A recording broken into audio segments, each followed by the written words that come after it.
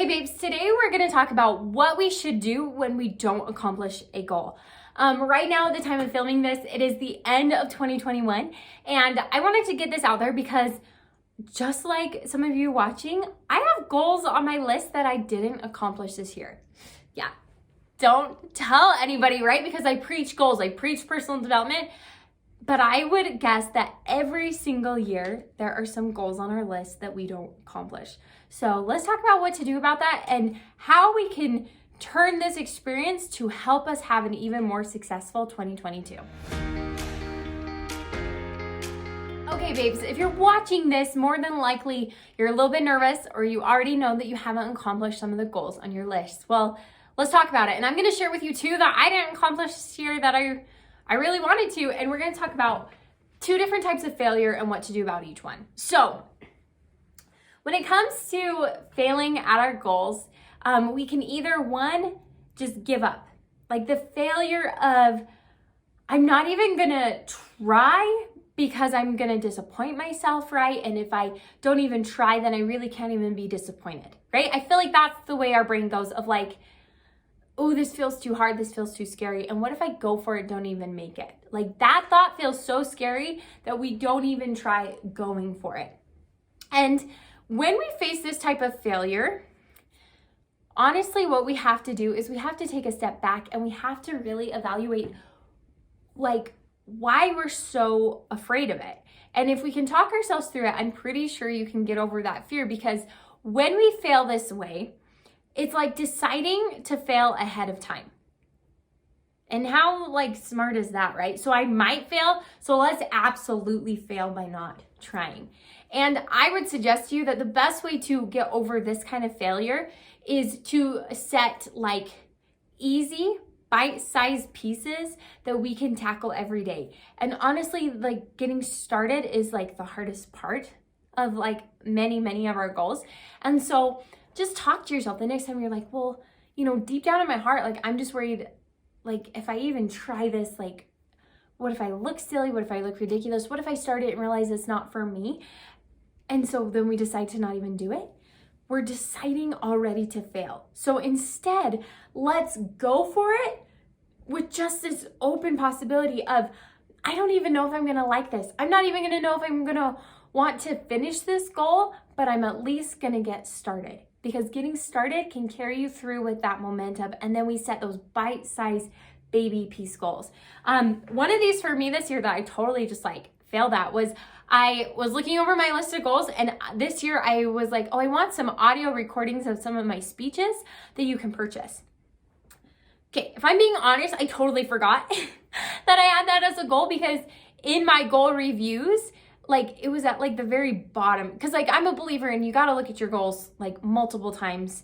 I probably look at mine once a month, you know, of just like, okay, this is what I'm working on. These are the things I wrote. Am I tracking?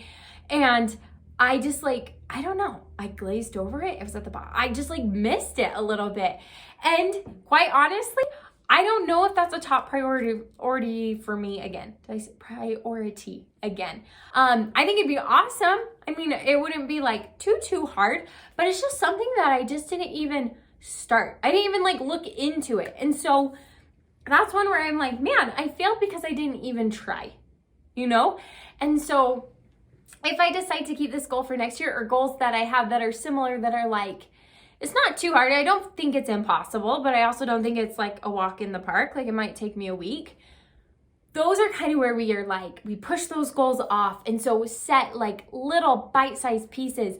I would encourage you, a goal strategy that works for me is to just tackle those things first thing in January when you're kind of amped, right? And then let our bigger goals kind of be taking over the rest of the year. So that's my suggestion for you on goals that we failed at because we didn't even try.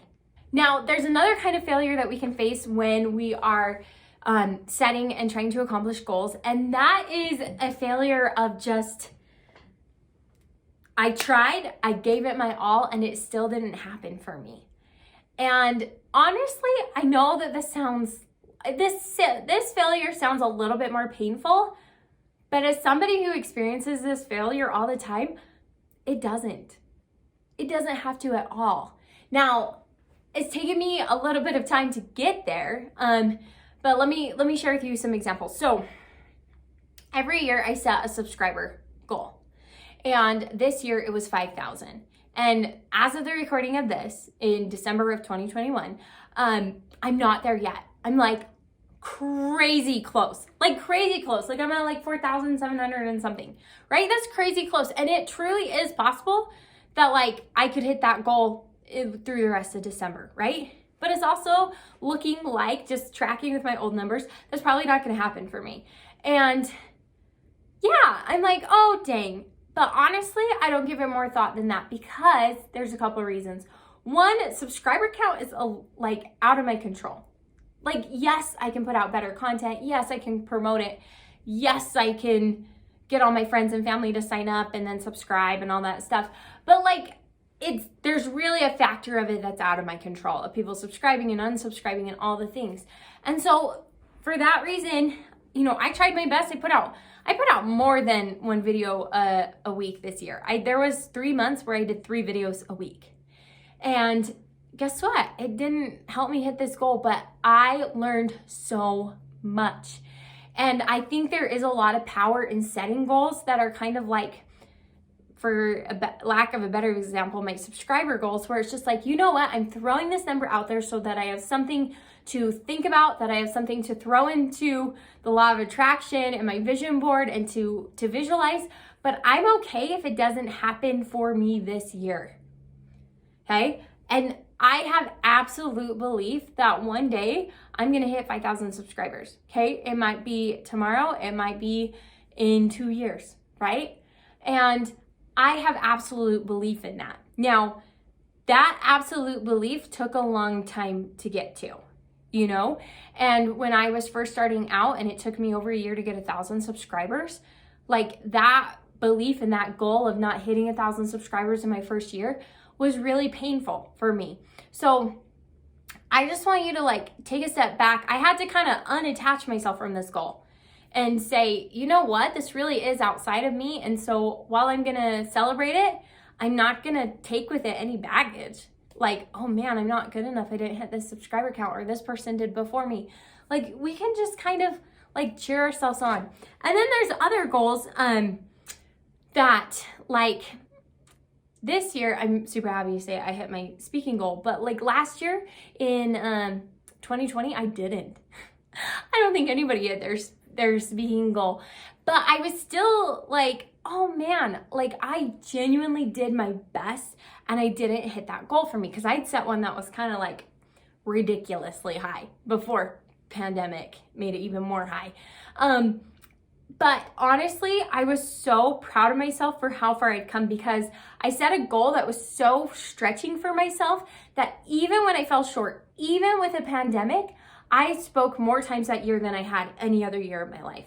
And so I hope that this is the kind of failure that we're experiencing all the time because big goals that are scary, goals that are like, I've never done this before, they stretch us in ways that are so awesome. And so if that's you, you're coming to this end of this year and you're like, man, Abby, I have so many goals that I didn't accomplish. I want you to celebrate what's good. I want you to celebrate the stretching that happened.